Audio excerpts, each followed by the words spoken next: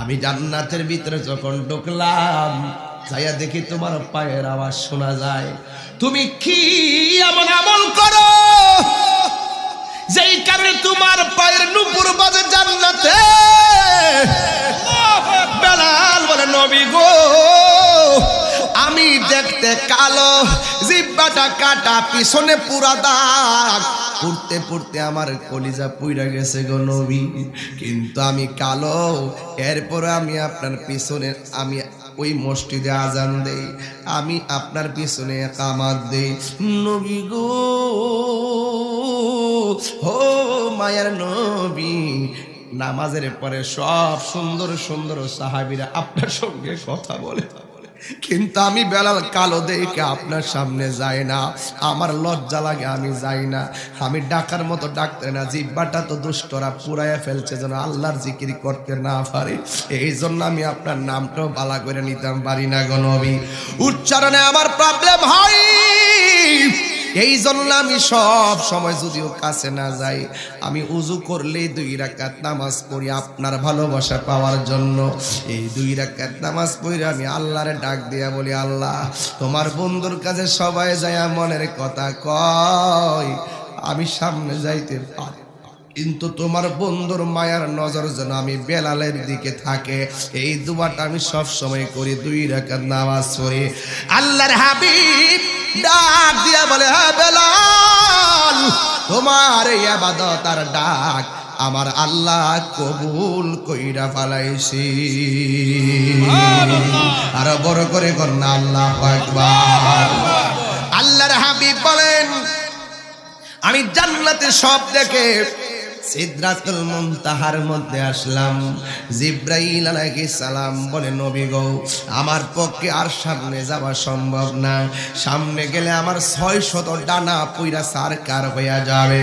আল্লাহর হাবিব বলে, ইয়া জিবরাইল, হাল্লাকা মিন হাজাতিন ইলা রাব্বিকা, তুমি যদি যাইতে না পারো ঠিক আছে, আমি নবী যাইতেছি, তোমার জন্য আল্লাহর কাছ থেকে কিছু আনতে হবে নি। আমারে যদি জিগাইতো, আমি কইলাম হইলে, নবী গো, আপনি নবী যেই জান্নাতে থাকবেন, ওই জান্নাতে যেন আমরা আপনজনরা থাকতে পারি, আল্লাহরে বলবেন কবুল করার জন্য। কিন্তু জিবরাইল আলাইহিস সালাম এই কথা বলে নাই। জিবরাইল আলাইহিস সালাম বলছে, ইয়া রাসূলুল্লাহ সাল্লাল্লাহু আন আবসুতা জানাহিয়া আলা সিরাতি লি উম্মতিকা, আমার কিচ্ছু লাগবে না, আমি চাই শুধুমাত্র আমার যে 600 ডানা আছে, একটা ডানা বিছাইয়া দিলে সারা পৃথিবী গালিচা হয়ে যাবে। এই 600 ডানা হাসরের ময়দানে, আরে আল্লাহু আকবার করনা কেন? যেই দিন সব মানুষ নাফসি নাফসি বলে কইরা কাঁদেব, ওই কঠিন মুসিবতে আমার আল্লাহ যেই দিন পুলসিরাতের উপরে, ওই জাহান্নামের উপরে পুলসিরাতটা টানায়া দিবে, আপনার উম্মত বড় মুসিবতে পড়বে গো নবী। ইয়া রাসূলুল্লাহ, নবী গো, সারা জীবন আপনার খেদমত করতেছি, হাসর মাঠে আপনার উম্মতের খেদমতটা আমার বড়ই দরকার। আপনি আল্লাহরে যায়া বলবেন, আমার 600 ডানা পুলসিরাতের উপরে বিছাইতাম পারুমনি। আর বড় করে কোন সুবহানাল্লাহ। ও তুই ডুব দিলে রূপ দেখতে পাবি রে। এটা তো বাবা 3টার পরে শান, রাত্র 3টার পরে গাইলে সব গইরে গইরে কান্ড হইলে। আমি তো তিতাস নদীর, ওই মেঘনা নদী আর গুমতি নদীর ডুবের কথা কইছি না, আমি তোমার প্রেম দরিয়া ডুবের কথা কইছি। ও তুই ডুব দিলে রূপ দেখতে পাবি রে, পাবি তোর খুদে মহাজন, পাবি তোর খুদে মহাজন, পীরের দিল দরিয়াই ডুবে দেখ ওরে পাগল মন। দিল যখন হবে খাঁটি বুঝতে পারবি উজান ভাটি, কোথায় কি রতন আছে সেই নদীর ওই গভীরেতে রে, আছে সেই নদীর ওই গভীরেতে রে, পাবি মানিকার রতন, সেথাই মানিকার রতন, পীরের দিল দরিয়াই ডুবে দেখ ওরে পাগল মন। ঠিক না? খোদার কসম, দিল যদি খাঁটি না হয়, দিল যদি খাঁটি না হয়, অন্তর যদি ঠিক না থাকে, মনে রেখো কাশীপুর বসে যাবে।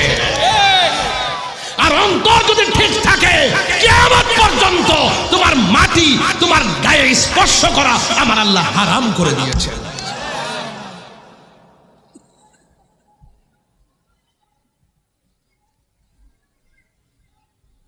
ওয়াজ বুঝতে হবে,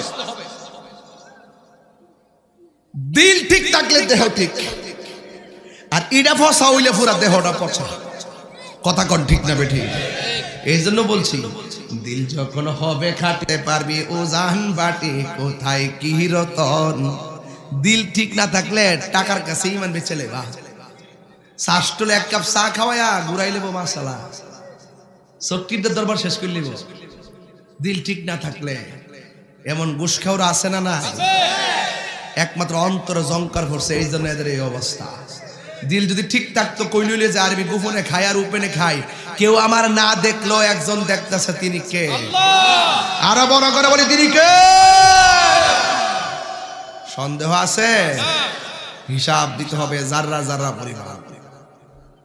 আল্লাহর হাবিব বলে, জিবরাইল, ও জিবরাইল, তুমি কিছু চাইলা না, শুধুমাত্র তোমার পাখাগুলো পুলসিরাতের মধ্যে বিছাইতে চাইলা কেন? জিবরাইল সাল্লাম বলে, নবী গো, ও মায়ার নবী, দয়ার নবী, আমার জীবনে আমি আদম নবীর কাছে গেছি, ইব্রাহিম নবীর কাছে গেছি, কাহারো কাছে 100 বার, কাহারো কাছে 300 বার, আপনি নবীর কাছে 1000 বার। রাওয়ায়াতে পাইলাম জিবরাইল সাল্লাম নবীর কাছে আসছে 63 বছরে 24,000 বার। কিন্তু ইয়া রাসূলুল্লাহ, আমি আপনার কাছে গেছি, অন্য নবীর কাছেও গেছি, আপনার উম্মত আছে, অন্যর উম্মত আছে, অন্যান্য নবীগণ উম্মতের জন্য এত কান্তি দেখি নাই। আপনি নবী পাথর আঘাত খাইও আপনি উম্মতের জন্য কেঁদেছেন, আপনি গুহার মধ্যে পইরা উম্মতের জন্য কেঁদেছেন, আপনি দন্ত মোবারক ভাঙ্গা উম্মতের জন্য কেঁদেছেন। ইয়া রাসূলুল্লাহ, উম্মতের জন্য সেজদায় পইরা পইরা পা পানিতে ফুলাইয়া ফলাইছেন, এরপর আপনি উম্মতের জন্য কেঁদেছেন। ইয়া রাসূলুল্লাহ, নবী গো, আমি আপনারে কতবার কইছি কাফের ঘরে পাথর দিয়া ডিল দিয়া মাইরা ফেলার জন্য, আপনি এদের জন্য বদদুয়া দেন নাই, আপনি শুধুমাত্র উম্মতি উম্মতি উম্মতি উম্মতি। ইয়া রাসূলুল্লাহ, হাসরের ময়দানে আমার পুলসিরাতের উপর পাখাগুলা বিছাইতাম চাই একমাত্র আপনার উম্মতের জন্য। সুবহানাল্লাহ। আরো বড় করে বলুন সুবহানাল্লাহ।